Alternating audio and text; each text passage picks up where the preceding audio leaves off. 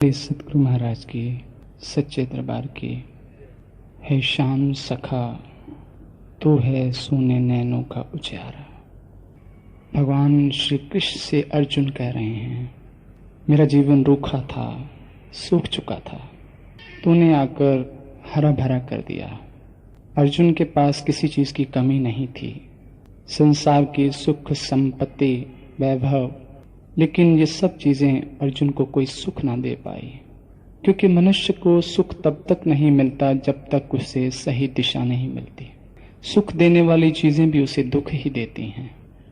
भगवान श्री कृष्ण अर्जुन को समझाते हुए कहते हैं, हे अर्जुन, तू जिन जिन चीजों को संसार में सुख देखता है, वास्तव में उनमें सुख नहीं है। ये दुख का बिगड़ा हुआ रूप है जो तुझे सुख नजर आ रहा है। वास्तव में संसार में कहीं भी सुख नहीं है। संसार की किसी भी चीज में कोई सुख नहीं है, लेकिन भासता है। कृष्ण कहते हैं, अर्जुन तू इनकी तरफ आकर्षित मत हो। जिस वक्त ये सुख तेरे हाथ आएंगे तुझे पता भी नहीं चलेगा, ये दुख के रूप में बदल जाएंगे। बे औलाद की कामना करता है, जब औलाद हो जाती है तो उससे भी एक दिन दुखी हो जाता है। निर्धन धन की कामना करता है, जब धन बहुत आ जाता है धन से भी दुखी हो जाता है। मनुष्य जानता नहीं कि उसका सुख कहाँ छिपा हुआ है। महापुरुष यही बताने आते हैं, इंसान तेरा सुख कहाँ है और तू ढूंढ कहाँ रहा है। तेरी शांति कहाँ है और तू उसे ढूंढ कहाँ रहा है। तेरे पास दिशा नहीं है, मार्ग नहीं है। गोस्वामी तुलसीदास जी रामायण में समझाते हैं, श्रुति पुराण सब ग्रंथ कहाई, रघुपति भक्ति बिना सुख नहीं। अगर सुख है तो भक्ति में है, अगर सुख है तो ईश्वर में है, क्योंकि वो सुख का सागर है। संसार उसकी परछाई है। परछाई आपको सुख नहीं दे सकती, वास्तविकता ही सुख दे सकती है। इसीलिए गोस्वामी समझाते हैं कि अगर तू सुख चाहता है, श्रुति वेद भी कहते हैं, ग्रंथ भी कहते हैं, परमात्मा की भक्ति के बिना तुझे कहीं शांति नहीं मिलेगी। बड़ी एग्जाम्पल्स देते हैं। कमठ पीठ जाम में ही बहु बारा, बंद्या सुत बरु काहू मारा। फूले नभ बरु बहु विधि फूला, जीव न लहे सुख हरि प्रतिकूला। गोस्वामी तुलसीदास जी कहते हैं कि मान लीजिए कि कछुए की पीठ पर बाल उग गए। वैसे तो उग नहीं सकते, कठोर होती है। कहते मैं मान लेता हूं, एक समय के लिए मान लेता हूं कि ऐसा होना संभव है। बंधिया सुत, कहते मैं ये भी मान लेता हूं कि एक बांझ स्त्री के बच्चे ने किसी को मार दिया। वैसे तो पॉसिबल नहीं है, लेकिन मान लेते हैं। कहते मैं ये भी मान लेता हूं कि आकाश में फूल खिल गए, जबकि खिल नहीं सकते, जमीन पर खिलते हैं, आकाश में भी खिल गए। कहते ये भी मैं मान लेता हूं। जीव न लहे सुख हरि प्रतिकूला, लेकिन गोस्वामी तुलसीदास जी कहते ये नहीं मैं मान सकता कि कोई परमात्मा से प्रतिकूल होकर सुखी हो गया। तृष्णा जाए बरु बहु विद जलविद पाना। वो कहते मैं मान लेता हूं कि इंसान की किसी की तृष्णा, मृग की तृष्णा मिट गई। वो कहते मैं मान लेता हूं कि एक खरगोश के सिर पर सींग आ गए, बरु जामई सस शीस बिशाना। कहते मैं मान लेता हूं अंधकार बरु रबही निसाबे, कि अंधकार ने सूरज को भगा दिया, जबकि होता उल्टा है कि सूरज अंधकार को भगाता है। कहते मैं इम्पॉसिबल चीज को भी मानता हूं, अंधकार बरु रबही निसाबे, राम विमुख न जीव सुख पावे। जिस इंसान को परमात्मा से जुड़ने की दिशा नहीं मिली, वो कभी सुखी नहीं हो सकता।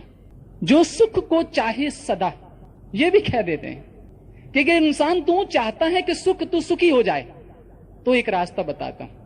जो सुख को चाहे सदा, तो शरण राम की ले, तो राम की शरण ले। परमात्मा के सम्मुख हो जा, परमात्मा का साम्राज्य सभी तेरा हो जाएगा। Kingdom of God is within you. ईश्वर का साम्राज्य तेरे साथ है। तू बादशाह है, लेकिन भिखारी बना हुआ है, पता नहीं, जानता नहीं। और जिंदगी की दिशा, परमात्मा की शरण होने का मतलब क्या है? कि उसके साधन को, उसके नियम को, उसके कानून को अपने जीवन में उतारना, यह शरण होना है। परमात्मा की शरण होना, उसी की भक्ति को प्राप्त करना। क्योंकि जिस वक्त मनुष्य को वो भक्ति मिल जाती है, तो मनुष्य जन्मों जन्मों के कर्मों के बंधन से मुक्त हो जाता है। माया के बंधन से मुक्त हो जाता है, संसार के हर बंधनों से मुक्त हो जाता है। भक्ति उसके बंधन काट देती, स्वतंत्र कर देती है। मनुष्य परतंत्र है, बंधा हुआ है, ना रात चैन है ना दिन चैन है, भागता ही जाता भागता ही जाता। अगर ईश्वर रात ना बनाता तो मनुष्य बहुत जल्दी मर जाता, क्योंकि इसे सोने का समय नहीं मिलता। भक्ति स्वतंत्र सकल सुख खानी, बिन सत्संग न पावे प्राणी। कहते ये भक्ति सत्संग के बिना नहीं मिल सकती। सत्संग का अर्थ, जब तक तुम सत्य के साथ संग नहीं कर लेते, सत्य के साथ जुड़ नहीं जाते, तब तक सुखी नहीं हो सकते। सत्संग का अर्थ ये नहीं कहना कि हम काफी विचार विमर्श करते हैं जी, हम रोज पार्क में जाकर सत्संग कर लेते 2 घंटे, वो सत्संग नहीं। यहां गोस्वामी तुलसीदास जी कहते हैं, जब तक सत्य के साथ आपका संग नहीं होता, आप स्वतंत्र नहीं है, और कैदी इंसान, गुलाम इंसान हमेशा दुखी रहता है। खुश तो स्वतंत्र इंसान होता है। आगे कहते, पुण्य पुंज बिन मिले न संता। एक एक शर्त लगा रहे हैं, कंडीशन जोड़ते जा रहे हैं। अब सत्संग कैसे होगा? पुण्य पुंज बिन मिले न संता। वो संत जो सत्य को साथ जोड़ता है, ये भी ईश्वर की कृपा से मिलेगा, ये भी आपके प्रेम से मिलेगा, आपकी खोज से मिलेगा, आपकी लगन से मिलेगा। क्या जैसे आप संसार के लिए रोते हैं, कभी ईश्वर की याद में रोए? जैसे संसार के लिए भागते हैं, कभी ईश्वर के लिए भागे? सुबह ऑफिस जाते हैं ना, तो भागे जाते हैं, टिफिन भी छोड़ देते, नाश्ता भी छोड़ देते, बस ना निकल जाए, एब्सेंट लग जाए कि 200 रुपया कट जाएगा। यहां चिल्ला चिल्ला के 1 घंटा गाने वालों का गला फट जाता है। आराम से आते, क्या है, क्या लेना भगवान से, क्या देगा, सुन लेंगे थोड़ी देर बैठ के। क्योंकि हम परमात्मा को इंपॉर्टेंस ही इतनी देते हैं, तो परमात्मा आपको भी इतनी इंपॉर्टेंस दे रहा है जितनी कि आप उसको देते हैं। पुण्य पुंज बिन मिले न संता, सत संगत संस्कृति कर अंता। जिस इंसान के जीवन में सत्संग हो जाएगा, संस्कृति का अर्थ होता है जन्म मरण के बंधन को भी कट जाना। इतना बड़ा काम करता है, इतना बड़ा हथियार है सत्य का संग, ईश्वर का संग हो जाना। लेकिन ईश्वर का संग हो तो कैसे हो, कैसे करें? हमारा मन जो जन्मों जन्मों के कर्म और संस्कारों से मलिन हो चुका, जो कि ईश्वर का ही रूप था। मन तू ज्योत स्वरूप है, अपना मूल पछाण। तू परमात्मा का रूप था, लेकिन कर्मों के द्वारा तू इतना मैला हो गया, तेरा असली रंग ही छिप गया। जब कपड़ा बड़ा मैला हो जाता है तो धोबी के पास भेजा जाता है, उसकी मैल निकाले, चाहे थापियों से निकाले, चाहे सोडे में उबाले, चाहे कुछ करे, लेकिन उसकी भी एक टेक्निक है। शरीर की मैल उतारने के तो बहुत तरीके हैं बाहर। आप अच्छे से अच्छा साबुन लगाते हैं, नहाते हैं, लेकिन मन नहीं साफ हो सकता इस तरह से। शरीर को पवित्र करने के लिए आप तीर्थों पर जाते हैं, पता चाहे है या नहीं है, पर देखा देखी हम तीर्थ पर जरूर जाते हैं, जरूर कहते कि हम हर साल वहां जाते हैं। क्या मन शुद्ध हो गया? सारी जिंदगी भी वहीं रहें तब भी मन शुद्ध नहीं हो सकता। तभी बुल्ले शाह कहते, जे रब मिलदा नात्या तोत्या, तब मिलदा डडुआ बछियां, डडुआ मछियां। जे रब मिलदा जंगल बेले, तब मिलदा गौआ बछियां। वो कहते बुल्ले शाह, रब ओनू मिलदा नीता जिन्हां दियां सच्चियां। मिलता किसे है? अरे नीयत को कैसे साफ करना है, मन को कैसे साफ करना, इसकी टेक्निक भी अंदर ही है, बाहर नहीं है। मन को धोने का, शरीर को धोने के तो बाहर बहुत तीर्थ हैं, लेकिन मन को धोने का तीर्थ कहां? एक बार कोई तीर्थ जा रहा था, रास्ते में कबीर बैठे थे, पूछ लिए कहां जा रहे हो? तीर्थ जा रहा हूं महाराज, आप भी चलिए। वो कहते मेरे पास तो टाइम नहीं है। ये एक तुमड़ी है, तुमड़ी जानते होंगे, तुम्मा बोलते हैं पंजाबी, बड़ा कड़वा होता है, जहर की तरह। कहते इसको ले जा, इसको भी तीर्थ स्थान करवा, नहा। कहते ठीक है, ले गया। पानी में, गंगा के पानी में 10-20 मिनट रखा, खूब अच्छी तरह ले आया। जब वापस लाया, उसको कहते काट तो इसे। काटा, कहते जुबान पे लगा, जहर जैसा कौड़ा। कहते तेरी भी कड़वाहट निकल गई या नहीं? अभी इसके अंदर से कड़वाहट नहीं निकली। जहर तो मनुष्य के अंदर है, जिस वक्त वो फूटता है तो मनुष्य कैसे बाहर खून खराबा कर देता है। अंदर मन को कैसे शुद्ध करना है, गोस्वामी तुलसीदास जी इसका भी तरीका बताते। कहते मुद मंगलमय संत समाजू, जो जग जंगम तीर्थ राजू। मुद मंगलमय कहते कल्याणकारी और आनंददायक संतों का समाज है, संतों का समाज। जो जग जंगम, जो कि एक चलता फिरता तीर्थ है, जो मन को शुद्ध करता है, शरीर की कोई चिंता नहीं है, मन को शुद्ध करता है। जो जग जंगम तीर्थ राजू, और वो कहते सबसे बड़ा तीर्थ है महापुरुषों का संग, सबसे बड़ा तीर्थ है। हमारे शास्त्र कहते 68 तीर्थ महापुरुषों के चरणों में निवास करते हैं। सिद्ध भी करूंगा, अभी बताऊंगा भी कैसे।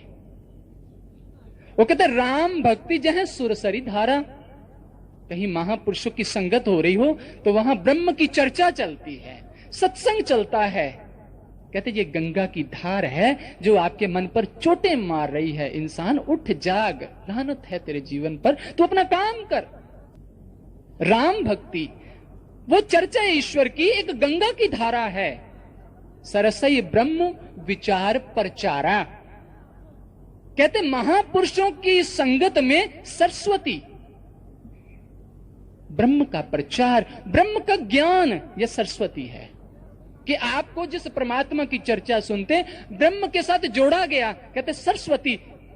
सरस्वती का मतलब कभी आप प्रयाग में गए हो, कुंभ में गए हो, तो वहां जब 3 नदियां जहां मिलती हैं प्रयाग में, तो क्या होता है, गंगा और जमुना नजर आ रही है, सरस्वती अंदर से निकल रही है अप्रगट रूप से। कभी गौर किया हो आपने?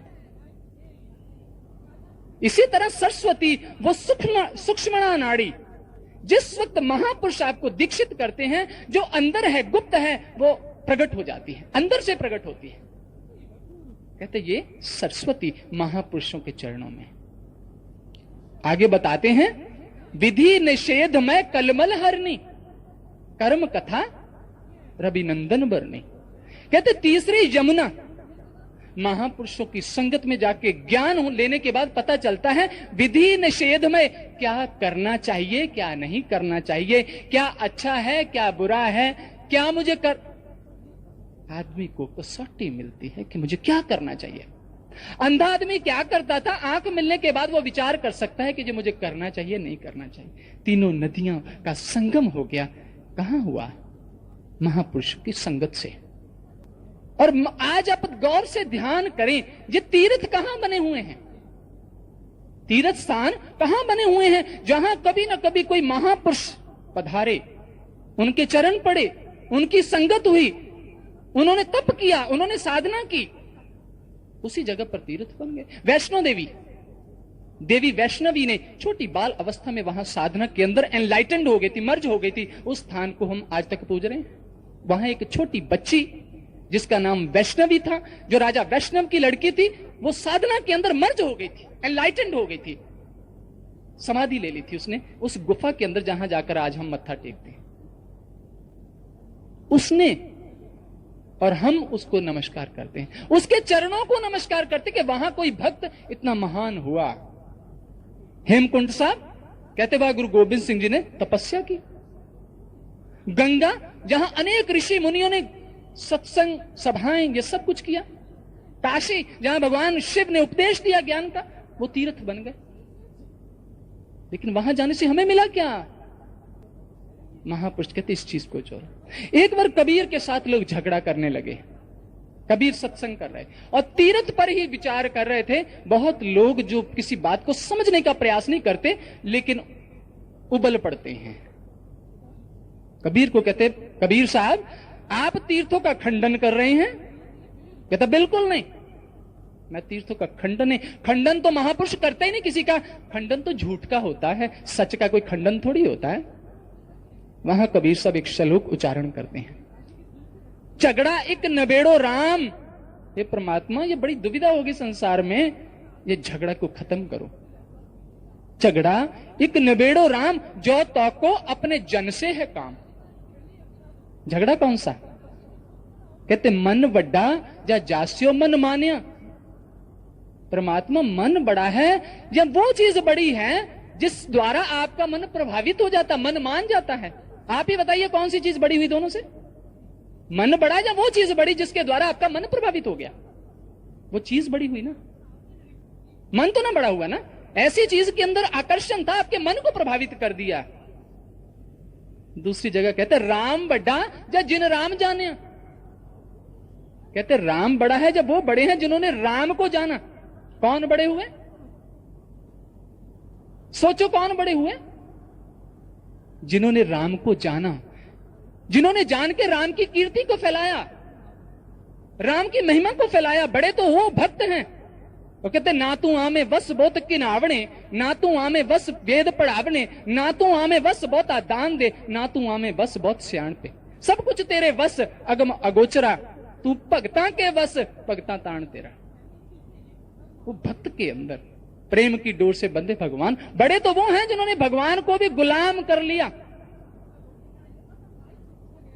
आगे कहते हैं ब्रह्मा बड़ा या जासो पाया, वेद बड़ा या जहां पे आया। आज लोगों के अंदर बड़ी दुविधा है। वो कहते ब्रह्मा बड़ा है या वो बड़ा है जिसने ब्रह्मा को पैदा किया, ब्रह्मा को बनाया। कौन बड़ा है? बाप बड़ा है या बेटा बड़ा है? बाप बड़ा है। ब्रह्मा को भी किसी शक्ति ने पैदा किया, उसके ऊपर कोई और शक्ति है। वेद बड़ा या जहां पे आया। वेद बड़े हैं या वो बड़े जिन्होंने वेदों को लिखा, वो बड़े हैं जिन्होंने लिखा। कहते तीर्थ बड़ा या हर का दास, कहे कबीर भयो उदास। कहते तीर्थ बड़ा है या वो बड़े हैं जिनके द्वारा ये तीर्थों का निर्माण हुआ। कौन बड़े हैं? वो बड़े हैं जिन्होंने तीर्थों का निर्माण कर दिया। वो जहां भी जाते तीर्थ बनाते जाते हैं। मुद्द मंगल में संत समाजू, गोस्वामी तुलसीदास जी कहते महापुरुषों का समाज सबसे बड़ा तीर्थ है, जहां जाकर हमारे मन को धोया जाता है। ऐसी वर्षा की जाती है, ऐसी सरस्वती गंगा यमुना प्रयाग को प्रकट किया जाता है, जिसको हमारे ग्रंथों में कहा ईड़ा पिंगला सुषमणा तीन बसे इकठाई, बेणी तह संगम प्रयाग, मन मज्जन करे निथाई, संतो तहां निरंजन राम है। सबसे बड़ा तीर्थ इस देह के अंदर है। देहस्ता सर्व तीर्थानी, वेद कहते देह ही सबसे बड़े तीर्थ इस देह के अंदर, शरीर के अंदर ही है। लेकिन मनुष्य को इस पर विचार करना होगा। संतों की महिमा हमारे ग्रंथ गाते थकते नहीं हैं, क्योंकि वही जीवन का कल्याण करते हैं। विधि हरिहर कभी को विद बानी। वो कहते कि विधि, विधि ब्रह्मा को कहते हैं, हरि विष्णु को कहते हैं, हर शिव को कहते, कवि कोविद पंडित को कहते हैं। उनकी वाणी है जे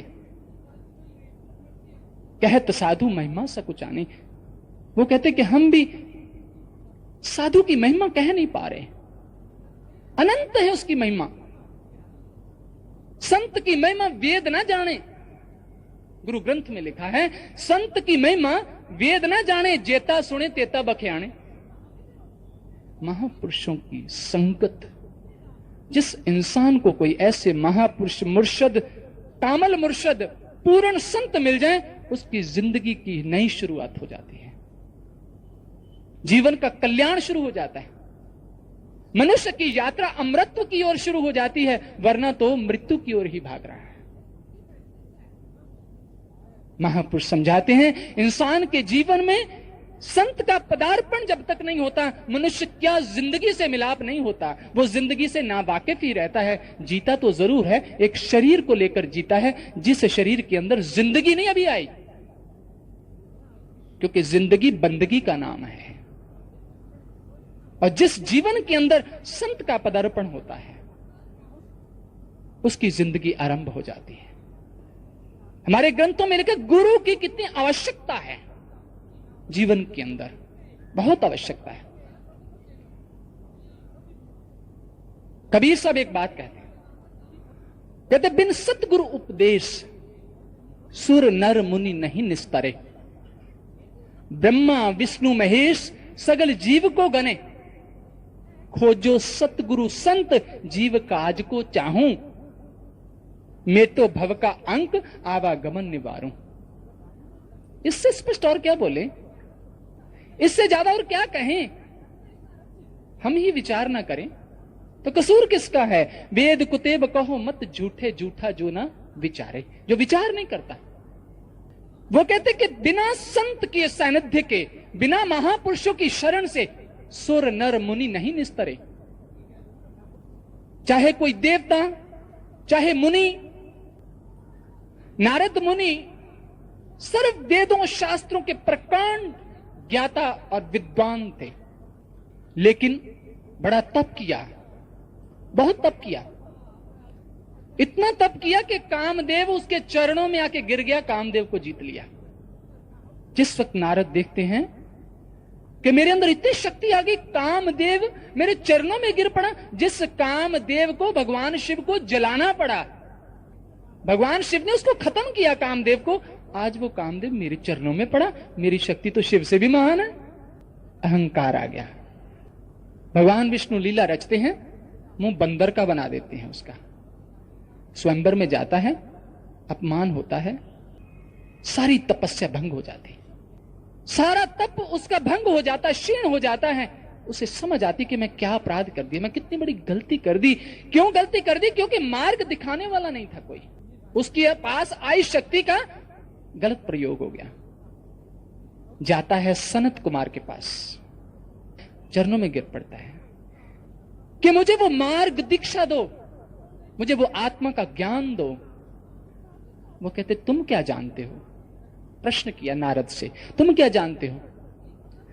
कहते कि मैं चारों वेद, इतिहास पुराण, पंचम वेद, धनुर्वेद, ज्योतिष, मंत्र वेद और संगीत कला, नीति शास्त्र, निधि शास्त्र, तर्क शास्त्र, ये सब मैं जानता हूं। कहते तू तो बहुत कुछ जानता है। कहते महाराज मैं शास्त्रज्ञ जरूर हूं, लेकिन आत्मज्ञ नहीं हूं। शास्त्रों का पठन तो किया, लेकिन वो मेरी बर्बादी का कारण बना, क्योंकि मेरी आत्मा के अंदर वो ज्ञान प्रकट नहीं हुआ। मुझे दीक्षा दो, मुझे ज्ञान दो। सनत कुमार उसे दीक्षित करते। नारद मुनि जो ब्रह्मा के पुत्र थे, गुरु की जरूरत पड़ी। सुर नर मुनि नहीं निस्तरे, ब्रह्मा विष्णु महेश सगल जीव को गने। समस्त जीवों को ये उपदेश दे रहे हैं ब्रह्मा विष्णु महेश। खोजो सतगुरु संत, किसको कह रहे हैं? हमित को तो कह रहे हैं। खोजो सतगुरु संत, जीव काज को चाहूं। अगर तू अपना काम बनाना चाहता है, अगर तू काम संवारना चाहता है, तो खोज ले ऐसा सतगुरु कर मेरी जिंदड़ी जित मिले जापे राम। खोज और मेटो भव का अंग आवागमन निवा, और तेरा आवागमन छूट जाए। समस्या तो ये है कि तू कैसे छूटे। और गुरु नानक एक जगह कहते हैं, लख पीर पैगंबर औलिया, लख काजी मुल्ला शेख, किसे शांति न पाइए बिन सतगुरु के उपदेश।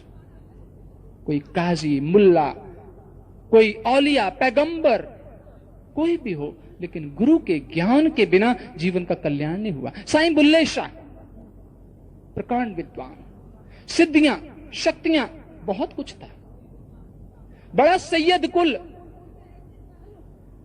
लेकिन एक दिन कोई जाकर कहता है, 12 पाक कीते की हुंदा। बुल्ले शाह, ओ बुल्लिया, 12 पाक कीते की हुंदा, जब तक अंदरों गई ना पलीती। अंदर की मैल तो अभी भरी पड़ी है, बाहर से तो सबको बहुत शोभता है, जब तक अंदरों गई ना पलीती। बिन कामल मुर्शद बुल्लिया, तेरी ऐमे गई इबादत की थी। कामल मुर्शद कह रहे पूर्ण संत, पूर्ण सतगुरु। सतगुरु के बिना बुल्ले शाह तूने इतनी इबादत की है, इतना कुछ जाना, लेकिन ऐसे ही बेकार गई। बुल्ला शौदी सुनो हकायत, हादी फड़िया हुई हदायत, साईं मेरा शाह अनायत। बुल्ले शाह जाते हैं, खोज करते हैं। हजरत शाह अनायत जो माली थे, नीच जात के थे। सैयद बुल्ले शाह बहुत ऊंची जात का था, विद्वान था, उसका गुरु अनपढ़ था। चरणों में जाकर दीक्षा की भीख मांगता है। बुल्ले शाह उसके पास जाते हैं और जाकर दीक्षित होते हैं। और दीक्षित होने के बाद वो संसार में अपना संदेश देने निकल जाते हैं। अपनी वाणी में लिखते हैं, नाव विच मसीते रहंदा, नाव खाना काबे, नाव विच कुरान कतेबा, नाव विच नमाजे, ना मैं ओनू तीरथ डिठा, एवें पैंडे चागे। बुल्ले शाह जद मुर्शद मिले, मुक गए सब तकादे। कहते मेरे अंदर जो वहम भरम, जो आज तक जिसके अंदर मैं डूबा हुआ था, जब मुर्शद मिला, ज्ञान मिला, मार्ग मिला, दिशा मिली, सब शिकायतें दूर हो गई। इसलिए महापुरुष कहते कि जिस वक्त इंसान को ऐसे महापुरुषों का सानिध्य मिलता है, गुरु अमरदास जी थे, 63 साल तक वो हरिद्वार जाते रहे, तीर्थों पर जाते, अलग अलग अनेक संत मंडलियों में जाते, लेकिन एक दिन कोई ब्रह्म ज्ञानी मिला उनको। और ब्रह्म ज्ञानी जिस वक्त मिला तो वो उनकी सेवा करते हैं और बड़े आदर सत्कार से बहुत सम्मान देते हैं। तो वो महापुरुष पूछते हैं कि अरे तेरा गुरु कौन है? तो महाराज मेरा गुरु तो नहीं है, मैंने तो अभी तक गुरु किया नहीं। तो वो महापुरुष कहते अरे तू निगुरा है, तेरा गुरु नहीं है, तू अभी तक अनाथ है। ओहो, तूने तो हमारा धर्म भ्रष्ट कर दिया। निगुरा हमको ना मिले, पापी मिले हजार। एक निगुरे के शीश पर लख पापियों का भार, कबीर कहते हैं। यहां से चोट लगती है अमरदास जी को। उन्हें पता चलता है कि अभी तक तो मेरी यात्रा ही शुरू नहीं हुई। चल पड़ते हैं, उदास हैं, क्या करूं, कहां ढूंढूं। इतने में एक उनके रिश्तेदारी के अंदर बहू थी। वो एक शब्द गाती हैं, गुरु ग्रंथ साहब के अंदर अंकित है। वो पूछते हैं कि ये शब्द किसका है? वो बताते हैं कि गुरु अंगद देव जी, जो गुरु नानक देव जी की गद्दी पर बैठे हैं, वहां से जाकर, हालांकि उनके समधी लगते थे, लेकिन वहां जाके सेवक की तरह सेवा की और 12 साल सेवा करने के बाद उनको 75 साल की उम्र में दीक्षा मिली। महापुरुष कहते कि ज्ञान के बिना कल्याण नहीं है, खोजना पड़ेगा, इसके बिना और कोई मार्ग नहीं है। खोजना पड़ेगा सतगुरु को, परमात्मा को कभी नहीं खोज पाओगे। कोई अंधा इंसान निकलता है कि मैं प्रकाश की खोज कर रहा हूं, कभी प्रकाश को पा नहीं सकता, उसकी खोज गलत है। अगर उसे खोज करनी है तो ऐसे डॉक्टर की करे जो उसकी नजर बना दे। प्रकाश तो हमेशा उसके साथ है, परमात्मा तो हमेशा साथ है। जरूरत है तो खोज करनी सतगुरु की करो, जो आपको आंख देके आपके अंदर ही दिखा दे कि ये रहा, तेरे पास ही है, तेरे पास ही है, कहीं दूर नहीं है। लेकिन अगर हम अंधों की तरह ही चलते रहेंगे, जैसे भाई गुरदास कहते हैं, जैसे रूप रंग बिद पूछे अंधा अंधे प्रति, आप ही ना देखे ताहे कैसे दिखावई। कोई अंधा इंसान किसी अंधे के पास ही जाता है, अपने चेहरा नैन नक्श उससे पूछता है, वो क्या बताएगा? किसी आंख वाले के पास जाता तो वो बता देता। मार्ग पूछने जाते हो जो खुद भी नहीं जानते, उससे मार्ग पूछो जो जानता है और जो जना भी देगा। लेकिन आज दुनिया के अंदर ऐसा भी है, लोग खुद मार्ग नहीं जानते लेकिन लोगों को रास्ता जरूर दिखा रहे हैं। पंडित और मशालची इनको सूझे नाही, औरों को करे चांदना आप अंधेरे माही। दुनिया को जरूर रोशनी देते हैं। एक बार की बात है कि एक स्कूल के अंदर इंस्पेक्शन थी। इंस्पेक्शन, स्कूलों में इंस्पेक्शन होती है ना, तो टीचर, सभी टीचर अपनी अपनी क्लास को अच्छी तरह कर रहे हैं, मेकअप कर रहे हैं कि इंस्पेक्शन होनी है, हमारा रिकॉर्ड अच्छा है। एक क्लास के अंदर एक लड़का बड़ा महान नालायक था। टीचर जाकर, अध्यापक उसके पास जाकर कहता, भाई तू बड़ी शरारत करता है, तू हमेशा सारे उल्टे काम करता है, अच्छा होगा तू कल स्कूल ही मत आना, क्योंकि तू कुछ ना कुछ गड़बड़ करेगा। वो कहता, नहीं अध्यापक जी मैं नहीं करता, श्रीमान मैं नहीं करता। वो दूसरे दिन आया, बड़े शांत होकर सब बैठे, इंस्पेक्टर भी आया इंस्पेक्शन करने। अचानक इंस्पेक्शन करने उसी क्लास में पहले चला गया। किताब टेबल पर पड़ी थी, किताब देखता है। जैसे किताब खोली तो उसमें एक लेसन था रामायण का। उसी लेसन से वो एक प्रश्न पूछता है कि बच्चों आप बताओ कि शिव का धनुष किसने तोड़ा? वो लड़का जो था वो डरता डरता उठा और उठकर कहता, श्रीमान जी मैंने नहीं तोड़ा। वो हैरान हो गया, पास जाता है, गुस्से से पूछता है, मैं पूछ रहा हूं शिव का धनुष किसने तोड़ा? कहता, महाराज सच कह रहा हूं, श्रीमान जी सच कह रहा हूं, मैंने नहीं तोड़ा, किसी और ने तोड़ा होगा, मैंने ये नहीं तोड़ा, बाकी कई कुछ मुझसे टूट जाता लेकिन ये मैंने नहीं तोड़ा। उसका गुस्सा और बढ़ गया। वो उसके टीचर की ओर जो पास ही खड़ा था उसकी ओर घूर कर देखता है कि मैं इससे पूछ रहा हूं शिव का धनुष किसने तोड़ा? तो जो मास्टर जी थे वो डंडा उठाकर बच्चे के 2-3 लगाई, कहते जल्दी बता। श्रीमान जी कहते कि सर इसने ही तोड़ा होगा, क्योंकि सब कुछ यही तोड़ता है, कुर्सियां मेज जो कुछ भी कप प्लेट है ना जहां पड़ा, सब कुछ यही तोड़ता, शिव का धनुष भी इसने जरूर तोड़ा होगा। उसको और गुस्सा आया कि बेड़ा गर्क, तू इसको समझाता है, तू तो खुद नहीं जानता। गुस्सा आया, दोनों हाथों से एक बच्चे को पकड़ता, टीचर को खींचता हुआ ले जा रहा है, गुस्से से प्रिंसिपल साहब के रूम में चला जाता है। कहते सर ये स्कूल, मैंने इनसे पूछा शिव का धनुष किसने तोड़ा है, ये बच्चा कहता मैंने नहीं तोड़ा, ये टीचर कहता जी इसी ने तोड़ा है। तो प्रिंसिपल उठ के कहता चलो जो होना था हो गया, बच्चे हैं तोड़ देते हैं, बनवा देंगे, कोई ऐसी बात नहीं, गुस्सा नहीं करो। वो कहता सवा सत्यानाश, ये तो गए गए ये भी नहीं जानता। जब तक इंसान स्वयं ना जाने, कहते रूप रंग विद पूछे अंधा अंधे प्रति, आप ही ना देखे ताहे कैसे देखा भाई। जैसे राग नाद बाद पूछा बहरा जो बहरे थे, आप ही ना सुने ताहे कैसे सुना भाई। कोई बहरा इंसान बहरे के पास जाता है कि भाई मुझे कोई राग सुना, खाक सुनाई, उसे भी नहीं समझ आई, इसने पूछा क्या है। अगर वो सुना भी देगा तो इसको समझ नहीं आएगी। समस्या तो खड़ी है ना। एक बहरा था, मुझे एक और बात याद आ गई। वो बहरा था और घर वालों ने कहा कि फला रिश्तेदार बीमार हो गया, जाके जरा पता लेकर आ। अच्छा नहीं लगता रिश्तेदारों में जाना आना चाहिए, पता लेकर आ। वो जाता है, रास्ते में सोचता है कि मैं पता लेने जाऊं, मुझे तो सुनता सुनता तो है नहीं, मैं क्या बात करूंगा उससे। इमेजिन करता जा रहा है। जैसे इंसान, आज का इंसान भी अपने मन से ही हमेशा सोचता रहता है ऐसे ठीक है, ये ठीक है, मैं ऐसे करता हूं यही ठीक है। ऐसे वो भी सोचता जा रहा है कि मैं क्या पूछूं। चलो कहते शिष्टाचार के नाते कुछ दो चार बातें पूछ लेंगे, चुपचाप बैठे रहेंगे। पूछ लेंगे भाई कैसी तबीयत है, यही पूछना होता बीमार को। पूछ लेंगे क्या दवाई दारू चल रही है, कौन सा डॉक्टर है, ऐसे सोचता जा रहा। तो पहुंच गया सोचते सोचते। तो जिस वक्त वहां गया तो वो मरीज पड़ा हुआ, वो बेचारे की हालत बड़ी खराब हो चुकी थी। वो उससे जाकर पूछता है कि भाई क्या हाल है, कैसी तबीयत है। उसकी आवाज कहां निकली, वो कहता मर गए, बड़ी बुरी हालत है। कहता शुक्र है परमात्मा का, शुक्र है, बड़ी मेहरबानी परमात्मा की। उसने सोचा कि कह रहा ठीक है, काफी ठीक है। वो कहते भाई डॉक्टर कौन सा डॉक्टर इलाज कर रहा है।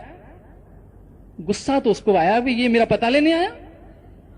कहता यमराज। कहते डॉक्टर भी वैसे अच्छा है, काफी अच्छा डॉक्टर इलाज कर रहा है आपका।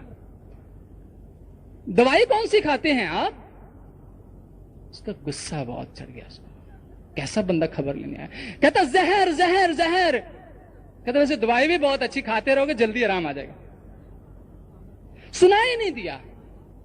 इसी तरह इंसान भी मदहोश है, उसे कुछ सुनाई नहीं देता।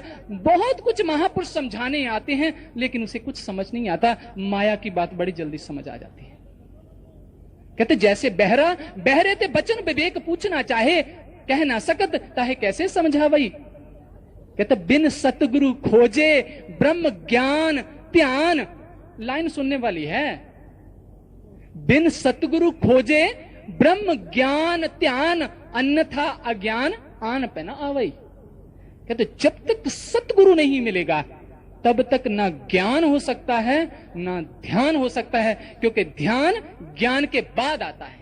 पहले जानना होता है, फिर ध्यान देखना होता है। जानी हुई चीज को देखा जा सकता है, गुरु के बिना नहीं, कभी नहीं हो सकता है। एक जगह बड़ा सुंदर कहते हैं, कहते जैसे रात अंधेरी में दीपक दीपक कहे तिमर ना जाए जब लग ना जराइए। रात अंधेरी हो, आप दीपक दीपक करते रहें, कहते अंधेरा नहीं जाएगा जब तक दीपक जलाओगे नहीं। जब तक दीपक नहीं जलेगा अंदर का अंधेरा नहीं दूर होगा। और दीपक दीपक करते रहो, आपके अंधेरा अंदर वैसे ही पड़ा हुआ है। आगे कहते हैं, आगे समझाते हैं महापुरुष कि इंसान तैसे ज्ञान ज्ञान कहे कबहू ना ज्ञान आए, जब लग गुरु ज्ञान अंतर ना पाइए। कहते आप कहते रहते हो ज्ञान की बातें, ज्ञान कर रहे हैं। कहते ज्ञान कहने की बातें नहीं है, ज्ञान करते जानना। जैसे ज्ञान ज्ञान कहे कबहू ना, किसी को ज्ञान नहीं होता, बातों से किसी को ज्ञान नहीं होता।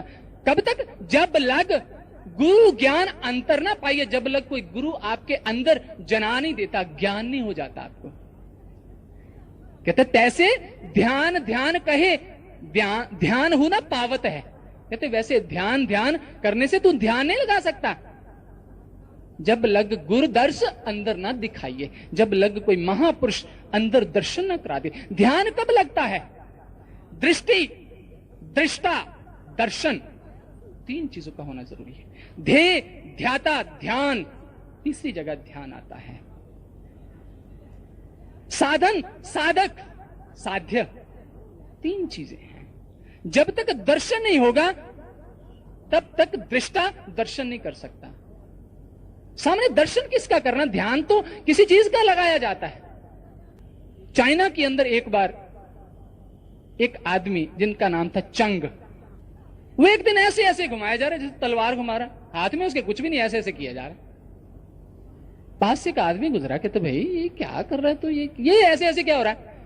पीछे हट जाओ, पीछे हट जाओ। कहता आपके तलवार ना लग जाए, ऐसे ऐसे घुमाया जाए। कहते तलवार? वो पूछते किसे तलवार मार रही हो?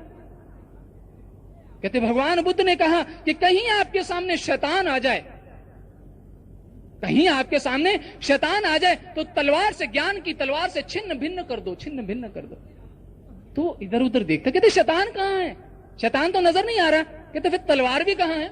ऐसे किए जा रहा हूं, बिना लक्ष्य के तीर चलाए जा रहे हैं। शैतान आगे नहीं, तलवार चलाए जा रहे हैं, ध्यान कर रहे हैं लेकिन आगे कुछ है तो नहीं है। भगवान कृष्ण कहते जो लोग इंद्रियों को हट से वश में करते हैं, बहुत लोग ध्यान लगाते हैं। हम ध्यान करते हैं जी, आकर पूछते हैं ध्यान तो हम काफी करते हैं, किसका करते हो?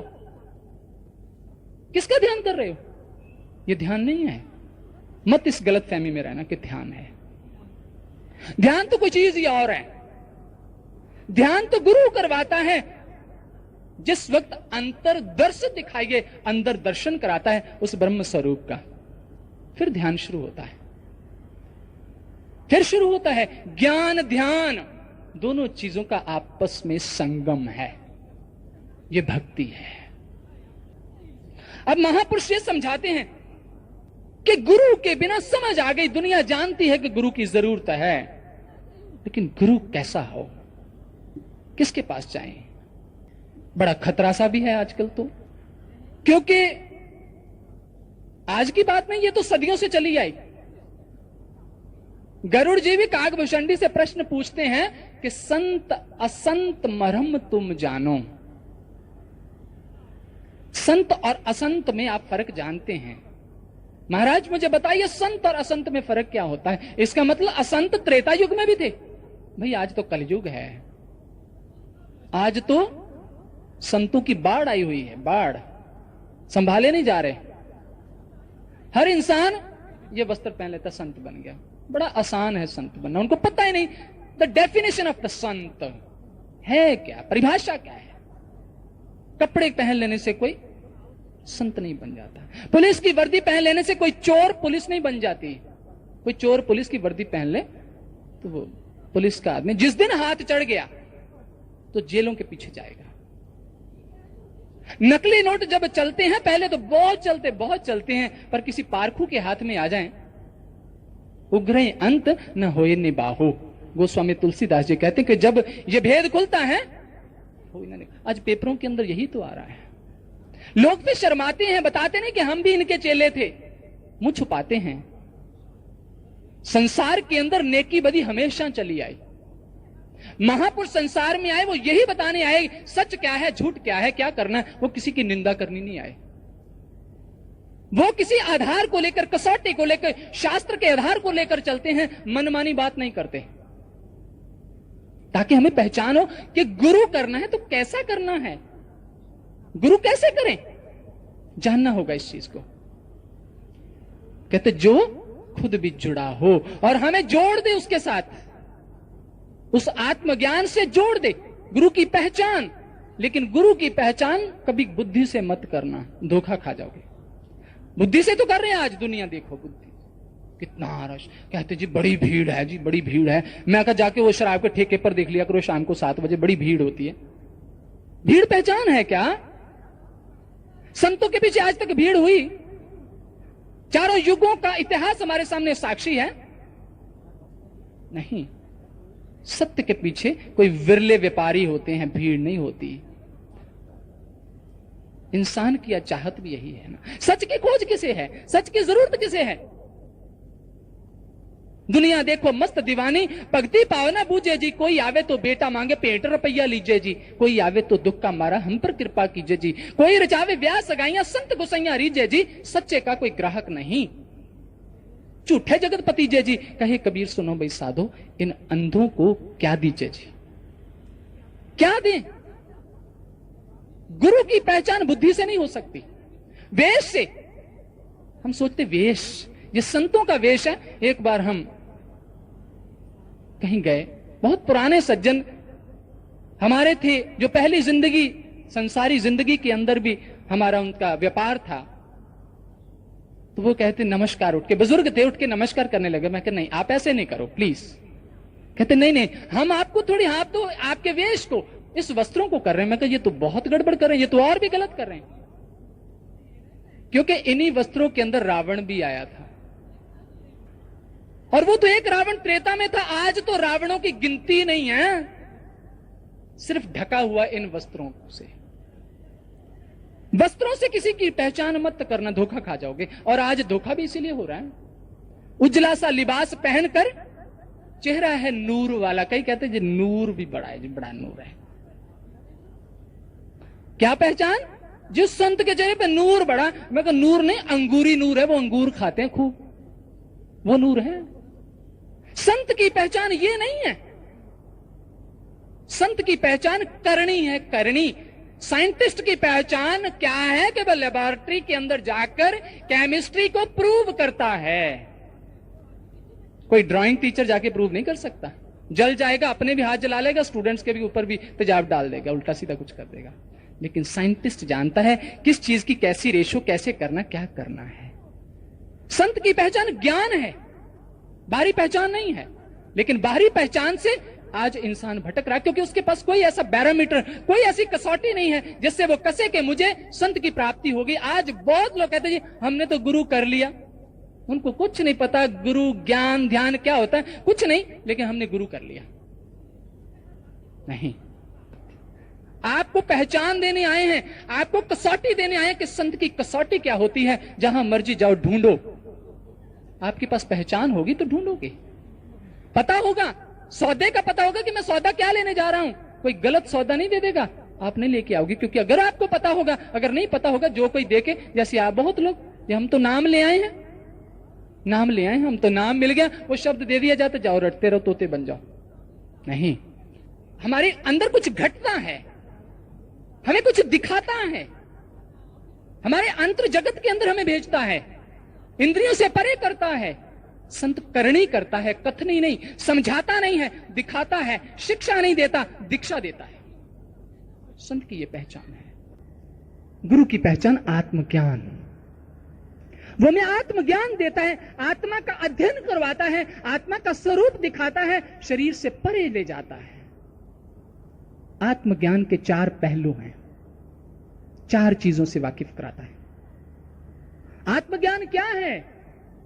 भगवान कृष्ण अर्जुन को समझाते हैं कि अर्जुन, कोई इंसान अपनी वासनाओं की पूर्ति के लिए, अपने स्वार्थों की पूर्ति के लिए जितने भी देवी देवताओं को पूजता है, वास्तव में वो मुझे ही पूज रहा है, लेकिन उसकी ये पूजा अविधि पूर्वकम है। अविधि पूर्वकम कहते इससे उनको जीवन के मोक्ष का फल नहीं मिल सकता। सांसारिक संतुष्टि कोई हो सकती है, क्योंकि वो फल भी मैं ही देता हूं, लेकिन वो मुझे नहीं जानता, उसकी श्रद्धा उन्हीं देवी देवताओं से जुड़ी हुई है। ये समझने वाली बात है। 7वें अध्याय को कभी उठाकर पढ़कर देखना कि कृष्ण क्या कह रहे हैं और हम क्या कर रहे हैं। उल्टा कर रहे हैं, पूजा उनकी कर रहे हैं, लेकिन सब कुछ उल्ट कर रहे हैं। जो वो कह रहे हैं वो नहीं कर रहे हैं अपने मनमानी। तो सुख कहां से मिल जाएगा? फिर कहते जी भक्ति बहुत करते, बड़े दुखी हैं। दुखी तो रहेंगे, क्योंकि पता ही नहीं है। भगवान कृष्ण कहते कि सभी का फल मैं ही देता हूं, लेकिन वो मुझे नहीं जानते, उनकी श्रद्धा उनसे जुड़ी रहती। भगवान कृष्ण जहां मैं कह रहे हैं, यहां सुप्रीम पावर को संबोधित कर रहे हैं, क्योंकि अर्जुन को दीक्षा दे रहे हैं, समझा रहे हैं। इसलिए आत्मा का ज्ञान, भगवान कृष्ण यही कह रहे हैं। नाना शास्त्र पढ़ लो का अर्जुन, कितने भी शास्त्रों का अध्ययन कर ले, आत्मा का ज्ञान नहीं हो सकता। नाना देवत पूजनम, जितने मर्जी देवी देवताओं की पूजा कर ले, क्योंकि भगवान ने उनको भी थोड़े अधिकार दिए हुए हैं। जैसे एक मैनेजिंग डायरेक्टर होता है कंपनी का, जनरल मैनेजर को इतनी पावर है, डिप्टी मैनेजर को इतनी पावर है, मैनेजर को इतनी पावर है, अकाउंटेंट को उसने अधिकार, राइट्स दिए हुए हैं। उस राइट्स से ज्यादा वो कुछ नहीं कर सकते। पर एक इंसान का संबंध मैनेजिंग डायरेक्टर से हो गया, क्योंकि जो बाकी भी दे रहे हैं वो मैनेजिंग डायरेक्टर की आज्ञा से तो दे रहे हैं, लेकिन वो पिक्चर से बाहर है। इसलिए हमारी आस्था उसी डिप्टी मैनेजर या उन्हीं तक जुड़ी रहती है, लेकिन उनके पीछे भी कोई है, कर तो वो रहा है। आत्मज्ञान। कहते आत्मज्ञान बिन पार्थ सर्व कर्म निरर्थकम। अर्जुन, आत्मा के ज्ञान के बिना तेरे सारे कर्म बेअर्थ हैं, निरर्थ हैं, जीवन के कल्याणकारी नहीं। क्योंकि ऋते ज्ञानेन मुक्ति, आध्यात्मिक ज्ञान के बिना जीवन का कल्याण नहीं हो सकता। आत्मा का ज्ञान। अब आत्मा का ज्ञान है क्या? गुरु की पहचान क्या है? हमें उस दुकानदार से जाकर सौदा क्या मांगना? आत्मज्ञान के 4 पहलू हैं। सबसे पहला पहलू कि आत्मा का रूप प्रकाश है। परमात्मा अनंत प्रकाश है। उसी के प्रकाश शक्ति से दुनिया की हर चीज चमक रही है। हमें एक सूरज नजर आ रहा है, लेकिन उसके प्रकाश से करोड़ों सूरज चमक रहे हैं। ये कोई एक ही लोक नहीं है। ऐसी अनेक पृथ्वियां हैं, अनेक आकाश हैं, अनेक पताल हैं, अनेक सूर्य हैं, अनेक चंद्रमा हैं, लाखों की गिनती में।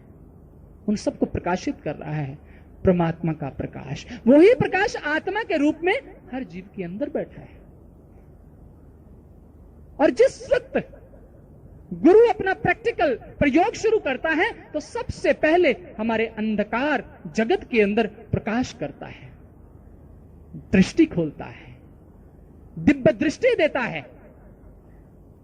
दिव्य दृष्टि जो दिव्य को देखती है, सीमित दायरे को नहीं देखती, अनंत को देखती है। यह काम है गुरु का, दृष्टि खोलना। वो ये नहीं कहता दृष्टि खुल जाएगी, खोलता है।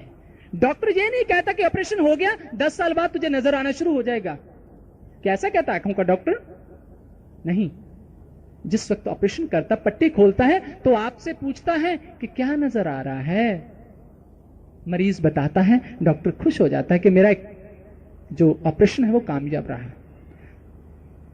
विवेकानंद को दीक्षित किया स्वामी रामकृष्ण परमहंस पूछ रहे हैं कि क्या देख रहे हो? बयान नहीं हो रहा उससे, कितना अनंत जलवा अपने अंदर देख रहा है। कृष्ण से, अर्जुन से कृष्ण पूछ रहे हैं क्या देख रहा है तू? बयान नहीं हो रहा, डूब गया। भगवान शिव पार्वती से पूछ रहे हैं, 108 जन्म के बाद दीक्षित किया।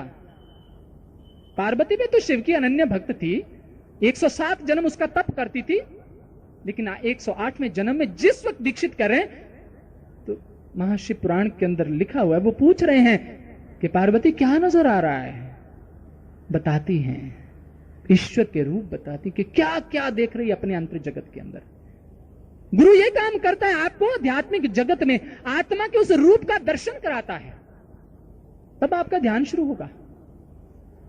इसलिए हमारे ग्रंथों में लिखा, गुरु ज्ञान अंजन सच नेत्री पाया, अंतर चानन अज्ञान अंधेर गवाया, ज्योति ज्योत मिली मन मान्या, हर दर सोवा पावण्या। ये घटा, ये मनुष्य के जीवन में घट गया। जिस वक्त ज्ञान का सुरमा आंख खोली, अंतर चानन, अंदर प्रकाशमान हो गया, मालिक का रूप नजर आया, अनंत प्रकाश, ईश्वर का रूप प्रकाश, वास्तविक रूप प्रकाश, आत्मा का रूप प्रकाश। कहते जह झिलमिल कार दसंता, तह अनहद शब्द बजंता, ज्योति ज्योत समानी, मैं गुरु प्रसादी जानी। भगत नामदेव कहते हैं कि ये कब मैंने जाना?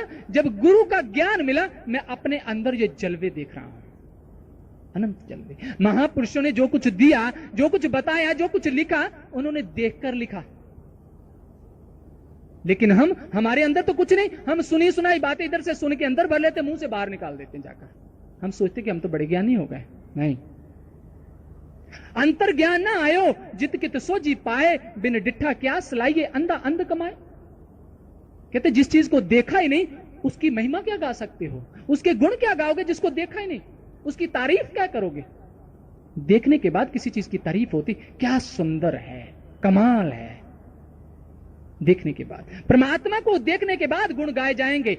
महापुरुष कहते जब देखा तब गावा। उन्होंने देखकर गाया, हम पढ़कर गाए जा रहे हैं, सुनकर गाए जा रहे हैं। हमारे गाने में रस नहीं है, गाए रहे हैं। महापुरुष यही समझाते हैं। पहला पहलू है, आत्मा का प्रकाश रूप है। जब गुरु मिलता है, गुरु की पहली निशानी है कि वो आपकी दिव्य दृष्टि खोलता है। उसी वक्त खोलता है। पूछता है आपसे क्या नजर आया। दूसरा पहलू है ब्रह्मनाद। आपके अंदर अनंत तरह के नाद, जिसे ब्रह्म का नाद कहा, अनाहद नाद कहा, जिसकी कोई हद नहीं है, अनलिमिटेड, ऐसा नाद हमारे अंदर हो रहा है। जिस वक्त गुरु मिलता है हमारा मन उसमें ठहरता है, बहुत कुछ अंदर हो रहा है। बिना बजाए निष्दिन बाजे घंटा शंख नगाड़ी रे, बहरा सुन सुन मस्त होता है तन की खबर बिसारी रे। ये भक्ति की परिभाषा दी जा रही है कि भक्ति क्या होती है, कैसे होती है, क्या रूप है भक्ति का, शाश्वत सनातन पद्धति क्या है भक्ति की, वेदों का मार्ग क्या है, गीता का मार्ग क्या है, रामायण का मार्ग क्या है, गुरु ग्रंथ का मार्ग क्या है, बुद्ध का मार्ग क्या है, स्वामी महावीर का मार्ग क्या है। उन सभी का मार्ग यही है जो आप सुन रहे हैं, ब्रह्मनाथ। हर इंसान उसको अंदर से सुनता है। जिस वक्त साधक अपने आध्यात्मिक जगत में प्रवेश करता है तो उस अनंत रागों को, जितने राग गीत संगीत बने, उसी ब्रह्मनाद से ही इनकी रचना हुई। तीसरा पहलू है नाम, परमात्मा का नाम। परमात्मा का नाम क्या है, यह सबसे बड़ी कंफ्यूज्ड बात है। इंसान इतना कंफ्यूज्ड है कि नाम, लोग मिलते हैं, हमने नाम लिया हुआ चाहिए, वो सोचते कि कोई नाम या कोई शब्द किसी को दे दिया, हमने परमात्मा का नाम ले लिया, गुरु कर लिया। किसी को कह दिया ओम नमो शिवाय जपा कर, वो जप रहा है। ओम एक है जो सर्वव्यापक है, सर्वअंतर्यामी है, सर्वशक्तिमान है। उकार आकार मकार, ओम का अर्थ ये है। नमः नमस्कार, शिवाय उस शक्ति को नमस्कार, लेकिन उस शक्ति को तो देखा है ही नहीं, बोल रहे हैं। कोई कृष्ण को मानने वाला तो जाते हैं, वो कहते तू ओम नमो भगवते वासुदेव ये मंत्र जपा कर। नाम ये नहीं है परमात्मा का, ये तो बनाए गए हैं। ये तो जब इंसान बना, इंसान ने भाषाओं का निर्माण करके ये नाम रखे। परमात्मा का नाम कोई रख सकता है? परमात्मा ने सबकी रचना की और रचना करने वाले ने परमात्मा का नाम रख दिया। क्या बेटा भी कभी बाप का नामकरण करता है? अंधकार, अज्ञानता, पता नहीं है। परमात्मा का नाम तो तब भी था जब सृष्टि की रचना ही नहीं हुई थी। परमात्मा का नाम मतलब क्या? कोई नाम नहीं है जैसे टिंटुक बिंटुक हमने बाहर रखे हुए हैं बच्चों के। परमात्मा का नाम तो एक ऐसी गूंज है, ऐसी वाइब्रेशन, कॉस्मिक वाइब्रेशन है, प्राइमोर्डियल वाइब्रेशन है, जो परमात्मा के रूप के साथ ही जुड़ी हुई है। जब उसका रूप नजर आता है तो उसके नाम का उच्चारण भी अपने आप मनुष्य के प्राणों में होता है। वो नाम कोई शाब्दिक नहीं है। वो ये नहीं कहता कि जाओ तू 2 4 5 7 शब्द तुझे दे दिया, रटता रहे। इस वहम के अंदर बहुत लोग ऐसे भी करते हैं। एक पंजाब में एक बहन जी थे, अनुभव बताते कैसे कैसे लोगों के साथ होता है। तो उसको जब नाम लेना, उसको कह दिया, वो नाम भी तो आजकल बना लिए जाते खुद ही, जो मर्जी नाम दे दो, जाओ सब गुरु बनने के लिए गुरु बन गए, नाम मैं तुझे दे देता हूं। पता खुद भी नहीं है कि नाम क्या होता, क्या मतलब है, क्या, क्योंकि जिसको दे रहे हैं उसको भी कुछ नहीं पता। वो मान लेता है, लेके घर आ जाता बड़ा खुश कि मैं गुरु कर लिया। कहते जिनके गुरु है अंधले, चेले भी अंधे कर्म करेण, ओ पाने चलन आपने, नित झूठो झूठ बुलेण, आप डुबे कुटुंब स्यों, सगले कुटुंब डुबेन। शास्त्र कहते हैं जिनका गुरु है अंधला, चेला खरा निरंद, अंधे अंधे ठेलिया दोनों कूप पड़ंत। ना गुरु मिलिया ना शिष्य भया, लालच खेलिया दाव, दोनों डूबे धार में चढ़ पत्थर की नाव। हम तो लालच के साथ जाते हैं, महाराज जी हमारे बेटा हो जाए, नाम लिया, जब से नाम लिया बड़ा धन आ गया, हमारे 2 पुत्र भी हो गए। ये काम नहीं गुरु करता, ऐसा नहीं करता। हम तो अपनी वासनाओं की तृप्ति के लिए गाते हैं, बड़े खुश होकर जाते, जब से नाम लिया बड़ा कारोबार भी बड़ा चल पड़ा। नहीं, ऐसी कृपा नहीं मालिक करता किसी पर। वो तो वैसे ही जो आपका प्रारब्ध है वो वैसे ही मिल जाएगा। एक बार गुरु गोविंद सिंह जी, लोग बड़े कहते हैं जी जिसने गुरु गलत होगा तो होगा, हमें तो विश्वास करना चाहिए, हमें तो मान लेना चाहिए। इस धोखे में मत रहना, जागरूक रहना। इतने बड़े बड़े शास्त्रों के ढेर लगे हैं केवल यही समझाने के लिए कि ध्यान से चलना, कहीं ठगे मत जाना। गुरु गोविंद सिंह जी के साथ असम के राजे का बेटा जा रहा था, क्योंकि गुरु गोविंद सिंह जी के पिता गुरु तेग बहादुर जी का शिष्य था असम का राजा। उसका जीवन समाप्त होने के बाद जिस वक्त उसका बेटा गद्दी पर बैठा तो वो गुरु दर्शन करने के लिए आया। उस वक्त गुरु गोविंद सिंह जी और एक जा रहे एक जंगल से गुजरते हैं तो हैरान हो जाता है युवराज देखकर, एक बहुत भारी अजगर, करोड़ों चींटियां उसको तोड़ तोड़ के खा रही हैं। वो जिंदा है लेकिन हिल नहीं पा रहा, इतना जख्मी है। तो गुरु गोविंद सिंह जी कदम उठाकर पार करके आगे निकलते हैं। वो रुक जाता है क्योंकि उसने अचंभा देखा, चींटियां अजगर को खा रही। अजगर का नाम लेते इंसान कांप जाता है, चींटियां कैसे तोड़ तोड़ खा रही हैं। वो हिल भी नहीं पा रहा, आंखों से आंसू बह रहे हैं। कहते महाराज जी आगे ना चलिए, मेरे प्रश्न का जवाब दीजिए। कहते क्या है? वो समझ तो गए थे कि इसके अंदर प्रश्न कौन सा जन्म लिया, क्योंकि गुरु गोविंद सिंह जी चाहते थे ये समझाना, उसके अंदर भी बड़ा वहम शंका रहता था। वो तो लीला की थी उन्होंने। कहते क्या? कहते महाराज ये क्या है, अजगर को चींटियां खा रही? कहते हाँ जो है अच्छा ठीक है तू चल। कहते महाराज जी नहीं, मुझे बताओ ये है क्या। गुरु गोविंद सिंह जी बताते हैं कि युवराज ये अजगर झूठा गुरु था, ये चींटियां सब इसके चेले थे। क्योंकि मैं समय समय पर इन सबको संदेश मिला था कि सच्चाई को जानो, लेकिन इन्होंने धर्मांध अंधे होकर धर्म को त्याग लिया, अपना लिया। जैसा किसी ने कहा अंधे होकर चल पड़े, पता ही नहीं मंजिल कहां रास्ता कहां, किसी के कहने पर चल पड़े। आपको पता है कि सही जगह पहुंचोगे कि नहीं? जो शास्त्र डिजाइन करता है जिस मार्ग को, अगर वही मार्ग है और शास्त्र ये प्रूव करता है कि यही है, फिर आगे चल, फिर you are on the right way. वो कहते हैं ये चींटियां इसके चेले हैं, उसको सजा मिल रही है, अब ये अपना हिसाब ले रही है कि तेरे कारण हमें भी ये नीच जोनियों में आना पड़े, और ये रो रहा है। ये मतलब है। इसलिए महापुरुष कहते वो नाम एक शक्ति है। जब तक प्राणों में वो शक्ति चल रही है तब तक मनुष्य जिंदा है, और उस नाम के सारे ये सब प्लैनेट्स, ये आकाश पाताल सृष्टि, ये सब उस नाम की शक्ति से खड़े। नाम एक शक्ति है जिसको आप अपने अंदर सुन सकते हैं, बोल नहीं सकते। परमात्मा का नाम बोला नहीं जाता, मां के गर्भ में बच्चा बोलता नहीं है, कोई भाषा नहीं जानता, कोई शब्द नहीं है। वो पंजाब में जब गए तो वो बहन जी कहते कि मैं नाम ले आई। अच्छा नाम क्या ले? क्या कहते जी? वैसे जब नाम दिया तो मुझे उन्होंने कहा कि तू धन करतार जपा कर, यही नाम है। तो वो बेचारी बड़ी खुश होकर घर आई कि मैं तो आज गुरु कर लिया, मुझे तो नाम मिल गया, मेरी तो 84 लाख कट गए, मेरा तो सचखंड खुल गया, जैसे ये सबज बाग दिखा दिए जाते हैं ना। तो घर आके जिस वक्त वो रात को बैठी कि मैं नाम जपूं, तो उसको ध्यान आया कि करतार सिंह तो उसके पति का नाम है, नाम उसको दे दिया धन करतार। वो दुविधा में फंस गई कि मैं अपने पति का नाम कैसे लूं, ये तो बड़ी उलझन होगी। अब वो क्या करे, नाम भी जपना था। उसकी एक बेटी थी जिसका नाम था गुड्डी। अब वो कहते नाम भी जपना, लेकिन पति का नाम, पहले रिवाज होता था ना पति का नाम नहीं लेना, तो वो बैठ के जपने लगी धन गुड्डी दा पापा, ते धन गुड्डी दा पापा, धन गुड्डी दा पापा। वो कई साल ऐसे जपती रही। कहती मैं नाम तो जपती, आनंद नहीं आया। आनंद खाक आएगा कैसे ना आनंद आएगा? जब तक वो नाम है क्या, जब तक वो शक्ति मनुष्य के अंदर प्राणों में जो गूंज रही है, जब तक गुरु ऐसा नहीं मिलता आपके अंदर, जिस नाम का सुमरन भगवान शंकर करते हैं। महामंत्र जह जप महेशु, काशी मुक्त हेतु उपदेशु, महिमा जासु जाने गण राउ, प्रथम पूज्यो नाम प्रभाव। जिस नाम का स्मरण गणेश जी कर रहे हैं, गणेश जी को दीक्षित किया नारद जी ने।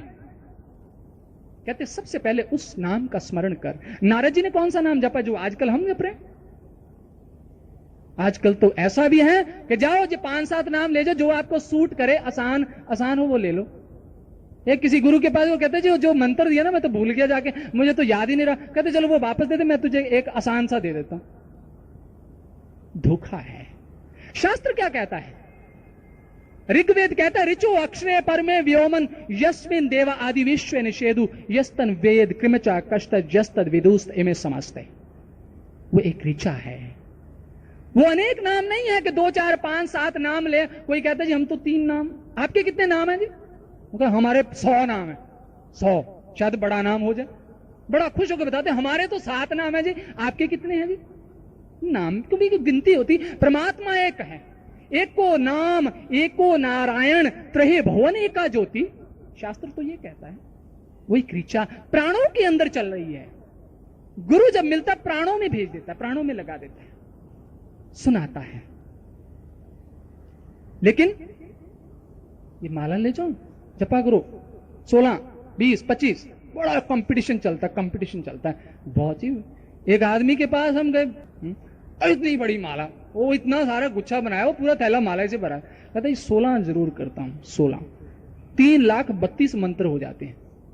बेचारे का ध्यान और कहां जाता होगा, मणकों पर ही रहता होगा। लेकिन कबीर तो कहते हैं माला फेरत युग भया, गया ना मन का फेर, कर का मन का छाड़ दे, मन का फेर। किस शास्त्र के अंदर लिखा है ये माला की बात? कोई कहे तो सही, बताए तो सही। जी मन टिका रहे हैं, मन इस पर टिकेगा? माला तो कर में फिरे, जीभ फिरे मुख माही, मनवा तो 14 फिरे, ये तो स्मरण नहीं। कबीर कहते ये नहीं, ये बात नहीं बनने वाली। निरंजन माला कट में फिरे, और मालक की माला अपने आप ऑटोमेटिक ही चल रही है, करने से थोड़ी होती है। श्वासों की माला, श्वासों की माला पे जप ले हरि का नाम, हर श्वास के साथ, हर श्वास के साथ अपने आप चल रहा है। तुझे तो केवल गुरु से जोड़ देता कि देख तेरे अंदर क्या है। शीशा दिखाता, शीशा। ज्ञान एक शीशा है जिसके अंदर आप अपने आप को देखते हो। नाम, नाम रूप दुई अकथ कहानी। गोस्वामी तुलसीदास जी कहते हैं नाम की अकथ कहानी है, कथी नहीं जा सकती। 52 अक्षर लोक त्रय, सब कुछ इन्हीं माही, ये अक्षर खिन जाएंगे, वो अक्षर इनमें। वो परमात्मा का नाम इन भाषाओं में नहीं, हर ग्रंथ उसके नाम की महिमा से भरा हुआ है, लेकिन नाम इनमें नहीं है। नाम तो अंदर है, हम तो अंदर है। कोई आदमी कहे कि रसगुल्ला खाने से मुंह मीठा होगा, आपको नाम दे दिया रसगुल्ला, अब जपता रहे तेरा मुंह मीठा हो जाएगा, सारी जिंदगी जपते रहो, मुंह मीठा होगा? बताइए। क्योंकि आप जिंदगी में अभी तक देखा नहीं रसगुल्ला होता क्या, एक अनजान है एक चीज से। सोचिए जरा, आप उस चीज से बिल्कुल अनजान, आपको नहीं पता रसगुल्ला क्या बला होती है, लेकिन आपको कह दिया कि ये रसगुल्ला रसगुल्ला किया कर, तेरा मुंह मीठा हो जाएगा एक दिन। चिंता मत कर, डटते रहना, डट के टाइम लगाना। वो चाहे सारी जिंदगी क्या 10 जन्म भी करता रहे, तब भी उसका मुंह मीठा नहीं होगा, क्योंकि वो जानता नहीं वो बला क्या है। कोई सामने आकर रखता है कि ये रसगुल्ला, वो हैरान हो जाता है, ये रसगुल्ला सफेद, इसको रसगुल्ला कहते दिखाते जरा खाऊं, खाया तो मीठा, वो सब नाम शाम भूल गया। कहते इसके तो खाने में मिठास है, जपने में नहीं। परमात्मा का नाम तो अंदर चल रहा है, जुड़ने में मिठास है, वो तो अपने आप चल रहा है परमात्मा का नाम। चौथी चीज वो अमृत। गुरु जिस वक्त दीक्षित करता है तो हमें उस अमृत का पान कराता है। शिव के सिर पर देखा होगा ना गंगा की धारा निकल रही, ये एक इंडिकेशन है, वो गंगा की धारा आपके अंदर अमृत बरस रहा है। झिम झिम बरसे अमृत धारा, मन पीवे सुन शब्द विचारा। अमृत का पान, ये चारों चीजें आप हर धार्मिक स्थान पे देखते होंगे, मंदिर में, मस्जिद में, गिरजा में, कहीं भी, चर्च में। प्रकाश, कहीं दिया है, कहीं मोमबत्ती है, कहीं चिराग है, कहीं कुछ है, प्रकाश का प्रतीक। ऋग यजुर्वेद प्रकाश का प्रतीक, सामवेद संगीत का प्रतीक, ब्रह्मनाद का प्रतीक, अनहद का प्रतीक, इनर म्यूजिक, नगमे इलाही, अल्लाह के नगमे। ऋग्वेद नाम का प्रतीक, हर जगह कोई ना कोई पाठ चलता है, पाठ। हम कहते कि पाठ हो रहा है, लेकिन कौन से पाठ की महापुरुष बात कर रहे हैं? कर से माला ना पेरू, जीव न वरन उचारो रे, अखंड पाठ होत घट माही। अखंड जो खंडित नहीं होता, अखंड पाठ होत घट माही, ताकि और निहारो रे, कहते अंदर निहार, अखंड पाठ तो तेरे अंदर चल रहा है। ये सब उसका प्रतीक। और चौथी चीज अमृत, आपको चरणामृत दिया जाता है, हॉली वाटर, चश्मे इलाही, जाबे हिम। ये क्या चीजें हैं? प्रतीक हैं। ये चारों चीजें आत्मा का ज्ञान कहलाती हैं, आत्मा का ज्ञान। एक प्रश्न किया था कुछ दिन पहले कि बहुत बहनें करवा चौथ का व्रत रखती हैं, करवा चौथ रखती हैं, लेकिन किसी को नहीं पता करवा चौथ का मतलब क्या होता है। ये मैं किसी चीज का खंडन नहीं कर रहा, मेरी माताएं बहनें बुरा ना माने, मैं अर्थ समझा रहा हूं ताकि आपको पता हो कि सुहागण कैसे होते हैं। किसी से पूछो करवा चौथ का मतलब क्या है? सुहाग के लिए, सदा सुहागण रहने के लिए। बात तो ठीक है, लेकिन दिशा गलत है। बात तो ठीक है कि सुहागण होने के लिए ये व्रत, व्रत का मतलब प्रतिज्ञा। प्रतिज्ञा क्या? करवा, करो चौथ, इन चारों का अभ्यास बार बार करो। चारों चीजों का, चारों वेदों का निचोड़, ये जो आपको ज्ञान, आत्मा का ज्ञान बताया, प्रकाश, ब्रह्मनाद, नाम और अमृत, करवा चौथ, चारों का बार बार सुमरण करो, साधना करो। करते करते करते करते आपकी आत्मा उस ब्रह्म से लीन हो जाएगी, सुहागण हो जाएगी, सुहागण हो जाएगी। कभी जीव भी कोई सुहागण रहा? एक ना एक दिन तो पति को जाना ही है इस दुनिया से, लेकिन हमने अंदर की बात बाहरी संसार से जोड़ दी। आत्मा को सुहागण होना है कि बार बार उसे जन्म ना लेना पड़े। उसी के साथ जिस तरह से एक लड़की है, दुनिया के हर सुख उसे मायके में मिल जाए, लेकिन पति के चरणों में आकर उसे चाहे रूखी रोटी मिले वो सुखी रहती है, सुहागण कहलाती है। बिंदी लगाती है, बिंदी सुहागण का प्रतीक है कि इसका ये नेत्र खुल गया है, ये अंदर उस पिता, उस पति से, परमात्मा से मिल गई। क्योंकि परमेश्वर सबका पति है, परमेश्वर। लेकिन आजकल हमने उल्टी बात कर दी, पति ही परमेश्वर है, क्योंकि परमेश्वर बनने का बहुत शौक है पतियों को भी ना। डांटते हैं, क्या भगवान का नाम लेना, मैं ही तेरा परमेश्वर हूं। भाई तुम भी पत्नियां ही हो, परमेश्वर तो सबका एक ही है, परमात्मा। एक पुरुष इस जग माही और सगड़ी नार सबाई। ग्रंथ कहते हैं एक ही पुरुष संसार में है, बाकी सब नारियां, क्योंकि आत्मा को नारी रूप में कहा गया है। सुहागण आत्मा को होना है कि उसको ब्रह्म ज्ञान मिले, आत्मा का ज्ञान मिले, और स्मरण करते करते करते उसकी आत्मा का श्रृंगार हो। हमारी माताएं बहनें श्रृंगार करती हैं उस दिन। देखो प्रैक्टिकल चीजें हैं कि आज करवा चौथ है, श्रृंगार इसी तरह कहते आत्मा का श्रृंगार करना है दैविक गुणों से। सत्य, संतोख, दया, शील, क्षमा, ऐसे दैविक गुण से श्रृंगार हो जाए, और श्रृंगार हुई चीज पति को बहुत भाती है। ईश्वर प्रसन्न होता है कि मेरा अंश आज तैयार होकर आया है, अपना लेता है, सुहागण हो जाती है आत्मा।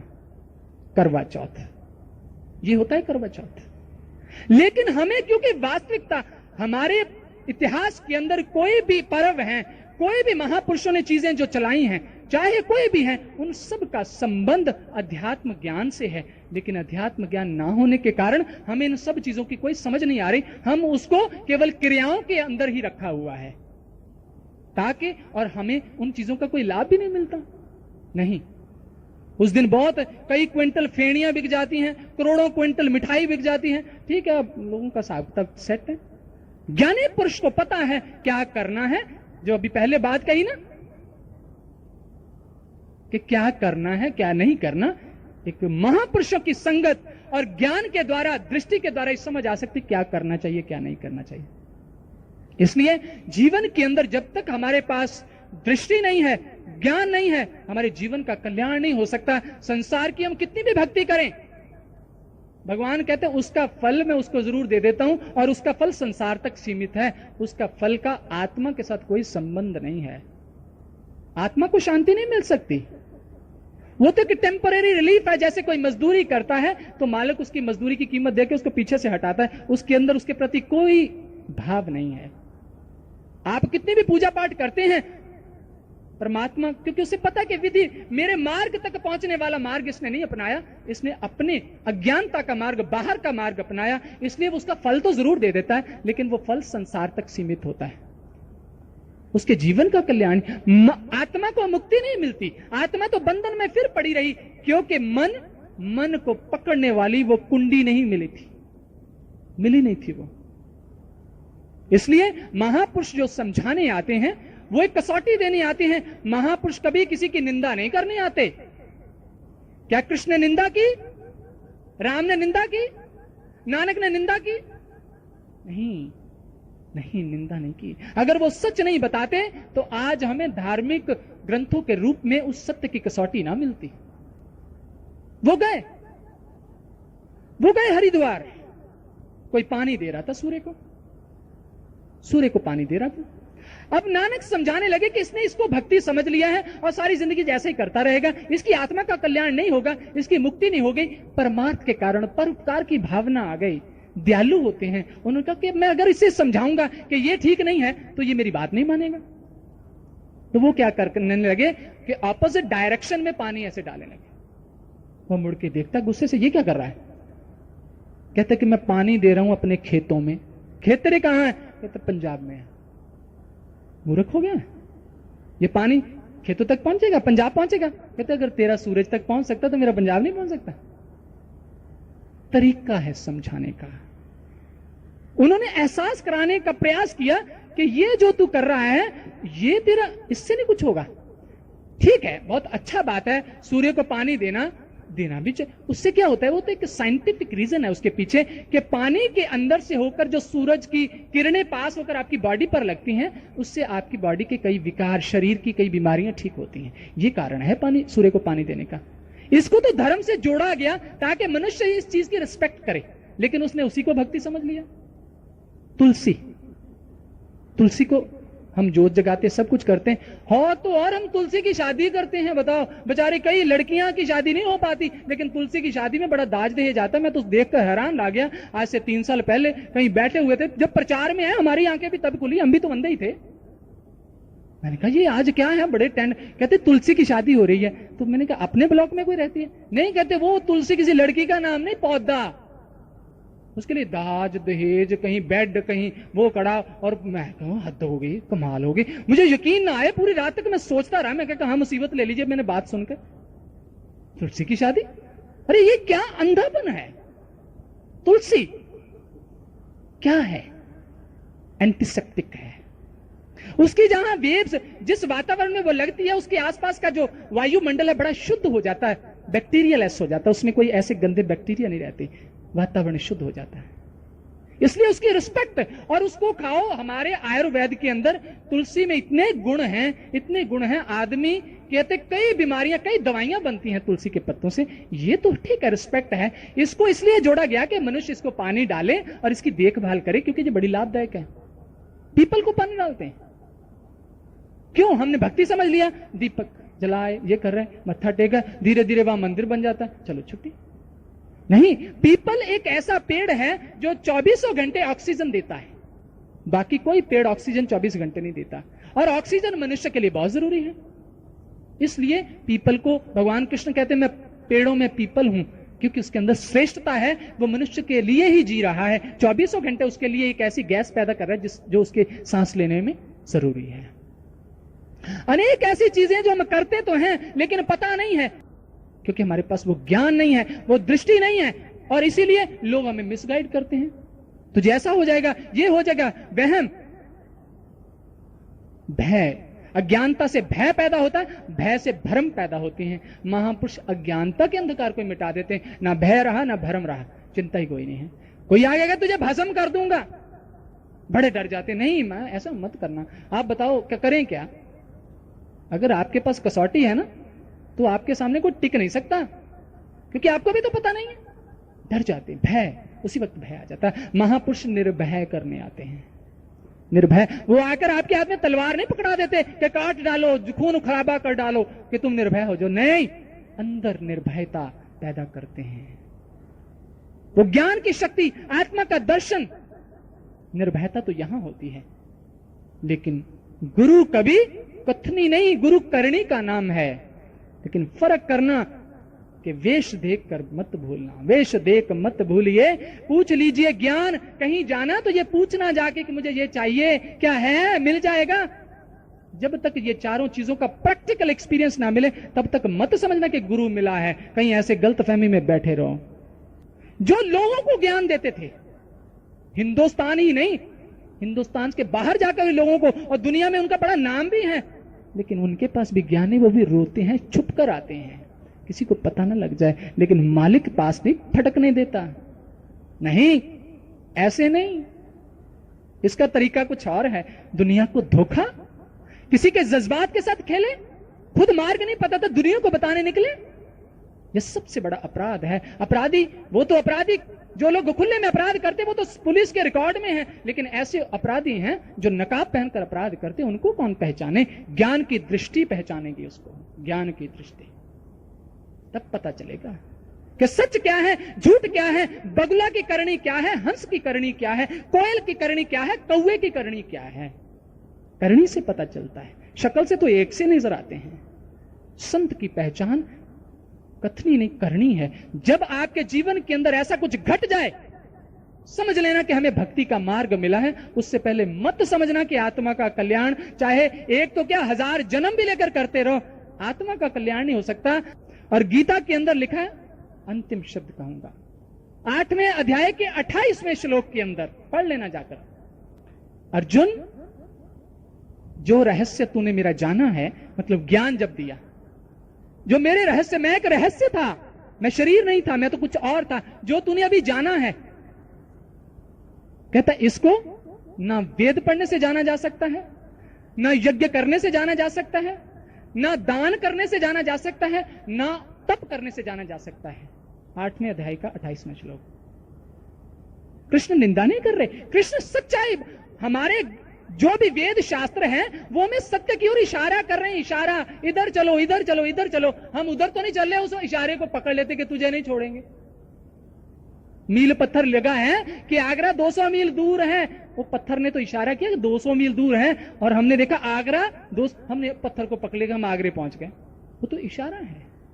ग्रंथ शास्त्र सत्य की ओर इशारा है, चलना होगा उस दिशा में जहां वो ग्रंथ शास्त्र प्रूव हो जाए, सिद्ध हो जाए, प्रैक्टिकल हो जाए।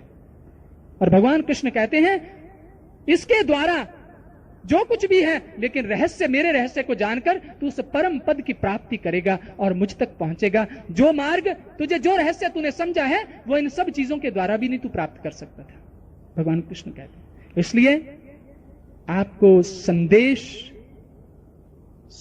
परम श्रद्धेय, परम पूजनीय सतगुरुदेव श्री आशुतोष जी महाराज जी की करुणा, कृपा हम जैसों को भी इस लायक बनाया कि हम किसी को समझा रहे हैं। हमारी कोई कीमत नहीं है, ये तो कृपा है उसकी। तुम्हारी कृपा से हम सजे, नहीं तो 900 करोड़ गरीब पड़े। मेरे जैसे बड़े करोड़ हैं, ये तेरी कृपा से सजे हैं। उसने ये किया जो आपको बताया, ये सुनी सुनाई बातें नहीं है, मालिक ने इसका अनुभव कराया है, तभी संदेश देने पहुंचे हैं। सुना सुनी की बात नहीं, देखा देखी की बात। दुल्हा मिलहा दुल्हन से तो फीकी भई बरात। आपको संदेश, आप इस पर विचार करें, इसकी खोज करें। जब तक ये चीज ना मिल जाए तब तक कहीं रुके नहीं। कहीं ऐसा ना हो, न माया मिली न राम, दुविधा में दोनों गए, न माया मिली न राम। उस चीज तक प्राप्त करें। किसी को इसकी जरूरत हो, चाहता हो कि मैं ये चीज प्राप्त करना चाहता हूं, तो दिव्य ज्योति जागृति संस्था